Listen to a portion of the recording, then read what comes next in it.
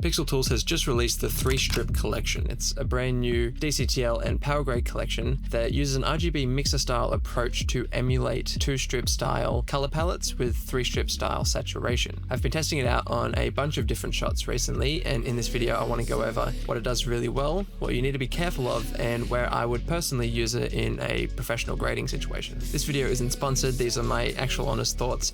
PixelTools just sent me over a copy of this to review. There is an affiliate link down in the description though, so I can get you 10% off if you wanted to grab this or any other product from the PixelTools website, and it helps support the channel in return. So let's dive in. So for those of you confused about what Technicolor actually is, it's just an early film color process that separated the film into red, green, and blue channels. And it's what really kind of gave a lot of those early films quite a strong saturation and a strong color separation.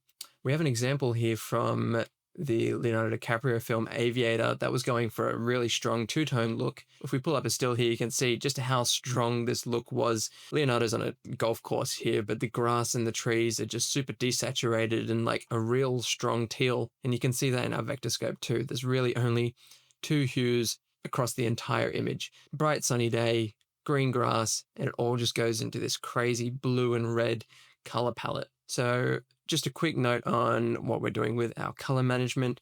I've got my clips on a group level. We're going from the camera's color space into DaVinci Wide Gamut. No tone mapping in the post clip level. We've got JP's 2499. It's just a free alternative output device transform that just does a bit more of a film-like rendering. You can grab that. I'll leave a link down in the description. One I use like all the time now. It's been amazing. And so just before our output transform, I'm going to create a node. We're going to call this Technicolor.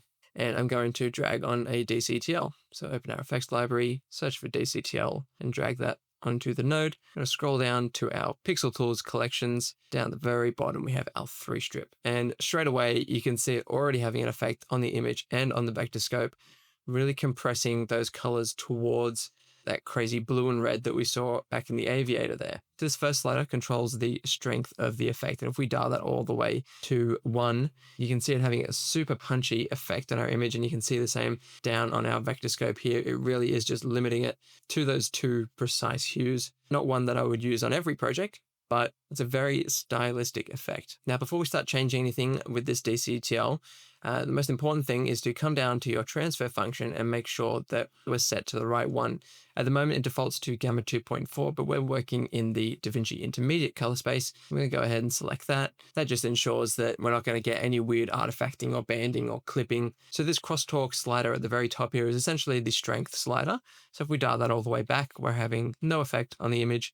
And if we dial that up to 100%, you can see those hues being super compressed down the vector scope there. And you can see it having a pretty strong effect on our image. If we turn that off and on, in this instance, it does actually have a really pleasing effect because we only really do have those warm and cool tones in our image. And if we pull up a still from the Aviator, funnily enough, also in a cinema, you can see just how similar those blues and those skin tones are becoming. So we went to another shot, something like this. We turn this off and on. You can see it's having a super crazy effect from the get-go. It's turning all our greens into that same blue hue. So it's definitely an effect that I wouldn't use at 100% very often.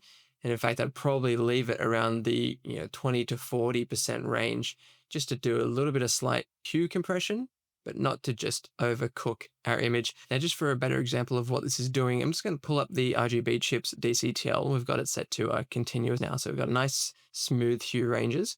And I'm going to turn this DCTL all the way down, and you see if we take it all the way, we actually end up getting a super harsh line because we're limiting it to 2 different hues. There can't be any sort of smooth transition between the 2 of them. And I think we'll see in a later example how that can lead to a bit of breakage in your colors.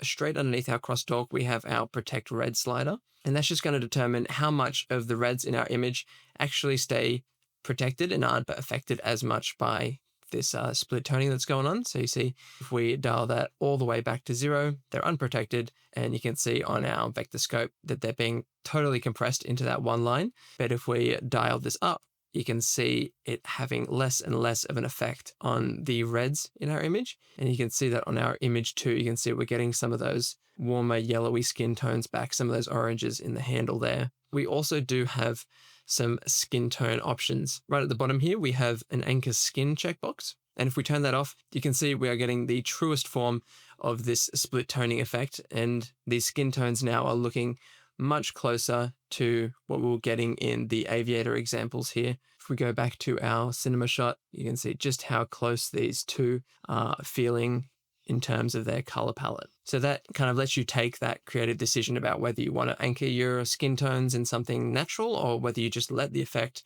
do its thing and really emulate that film color process where, you know, they had no control over where the skin tones were going to land. That's just what the film scan did. We do also get a slider to tell the DCTL where our skin tones are sitting in our shots. So if we come down to highlight, we can actually highlight the skin tones that it's reading and use the skin anchor slider to get a bit of a clearer picture about where our skin tones are sitting. So if we leave it somewhere around here and we turn off our highlight, now you can see our skin tones are pretty well landing on that skin tone line. They're staying nice and protected. If we turn on and off the anchor skin, you can see a lot more magenta leaking in, and we're getting that like perfect split down the middle of our vector scope there. So we've got three more options here. We've got the saturation mix, which is just blending between the original level of saturation in your image. If we take that all the way to 1 and turn it off and on, you can see a very little change in saturation. But if we dial this all the way back to 0, you can see how crazy it's punching that saturation in. If you'd like to have no change to saturation and control that separately, leave that on 1 and you can dial in saturation before or after this node. Underneath that, we just get a standard subtractive saturation slider. So that'll just determine how much subtractive saturation we're adding to our image after the process.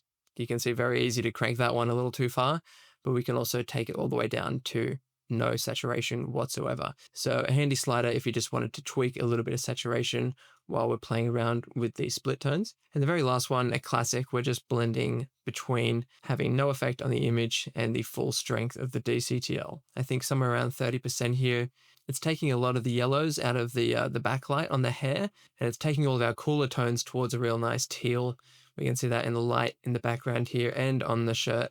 And it's even doing nice things for our skin tone as well. It's really bringing our skin tone into one consistent kind of hue. So while I wouldn't take this effect to 100% all the time, I think only using a little bit can help just introduce a bit more color consistency and harmony in your grades. Now, if we go over to a shot like this with a bit more mixed lighting, we can see where things start to break a little bit. I'm going to totally reset this DCTL and we're just going to slide our crosstalk all the way up. You can see on our vector scope, compressing those hues. And now we've got a pretty even orange and teal separation going on in our image here. But what happens when we get those two different hues meeting in the middle? Well, we can see what happens down on his shirt here. You can see we're getting a little bit of breakage. Now this effect is at 100%. Like I said, wouldn't use it up here very often, but it is something to keep in mind when you're really pushing this DCTL to its limits. You can see as soon as we start dialing it back a little bit, we get a bit more of a gradual transition between colors. In fact, even if we dropped some noise reduction onto this clip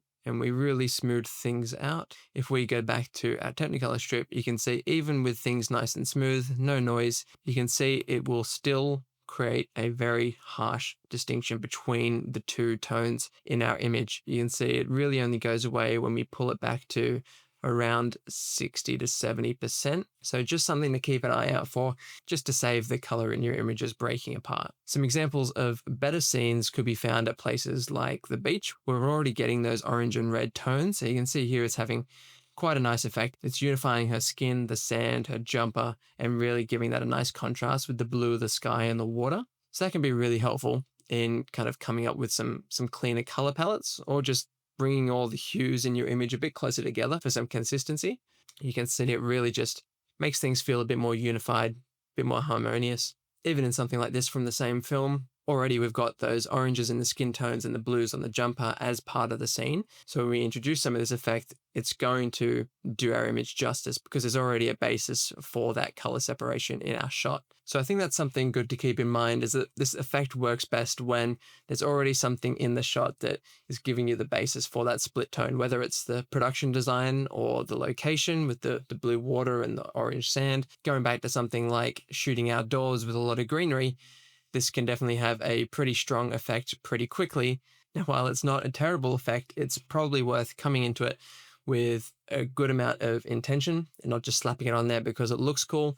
What's it actually doing for the image? Does it help with the director and the DP's intent? Is it messing with the production design? I think unless the film or the commercial was shooting with this style in mind, then I think it's probably better used on a very low strength just to give our colors a bit of a tuck into a nicer color palette. Now, another quick thing to mention is all of the power grades that come with this tool.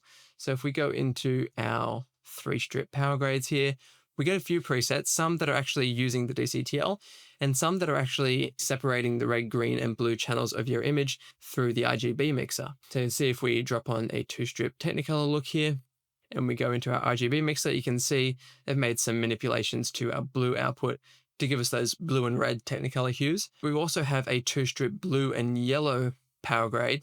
If we drag that on, you can see on our vector scope that things are leaning towards less cyan and more the blue side of our vector scope and going off towards the yellows in our image, which gives us another quite funky look, but might preserve our greens a little bit better, might preserve our skin tones a little bit better, but just another style to play around with, another good tool to have in the lookbook. We have a 2-strip Hollywood one, which kind of gives you a bit more of that orange and teal vibe, but we also have 3-strip Technicolor. If I turn that off and on, it's doing really nice things to this image, and the greens are staying where they should. We're getting some really nice skin tones. It's kind of warming up and giving some life to our skin tones. It's doing really nice things to the blues. And if we actually dive into this compound node here, you can see there's so much work going on behind the scenes. And a lot of this would go over my head, a lot of crazy color science going on.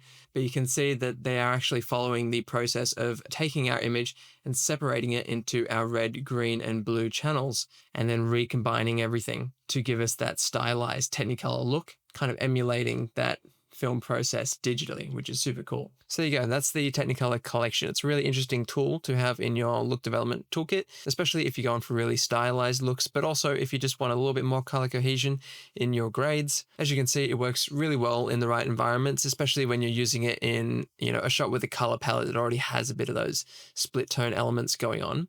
And because they've paired the DCTL with some preset power grades, you do get a lot of flexibility in what kind of look you're after and how strong that look should be. Obviously, this isn't something you would use on every project, but if a grade you're doing did call for something that might go for a bit more of a vintage feel or something quite stylized, then this could be the way to go. Also, a huge thank you to Jason from PixelTools for sending me out this DCTL to play with. And while I'm not creating 2 or 3-strip looks very often, it definitely has earned a place in my look development node tree purely for its value in creating a bit more color harmony in the hues in my grade and just giving me a bit more control and variety when creating my looks. If you have any questions about this tool or anything else in DaVinci Resolve and color grading, feel free to drop those down in the comments and I might make a video on them in the future. But other than that, that's it from me. Have a good one.